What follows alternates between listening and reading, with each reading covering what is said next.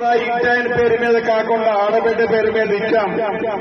ఇంటాయన పేరు మీద ఇస్తే ఒకవేళ పొరపాట్లో నా ఆడబిడ్డ ఎప్పటి నుంచో ఉన్న కోరిక అది ఎక్కడన్నా మళ్ళీ తాకట్టుకు పోతూ ఆ ఇంటాయన అవసరాల కోసం తాకట్టు పెట్టడం అని ఆడబిడ్డ అయితే ఆ ఇల్లు తాకట్టు పెట్టదు, అది తన బిడ్డకిస్తుందనే పూర్తి విశ్వాసంతో ఆడబిడ్డ పేరుతోనే ఇందిరమ్మ ఇల్లు ఇవ్వడం జరిగింది.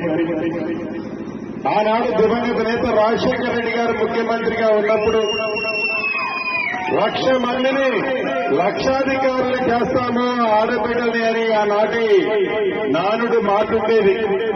ఈనాడు మీ దీవెనలతో ఉన్న మన రేవంత్ రెడ్డి గారి ప్రభుత్వం 1,00,00,000 మందిని కోటీశ్వరులు చేయాలని తపనతో ఈ ప్రభుత్వం ఈనాడు పనిచేస్తుంది. ఇది నేను ఎత్తులు చెప్పే మాట కాదు, అబద్దాలు చెప్పే మాట కాదు.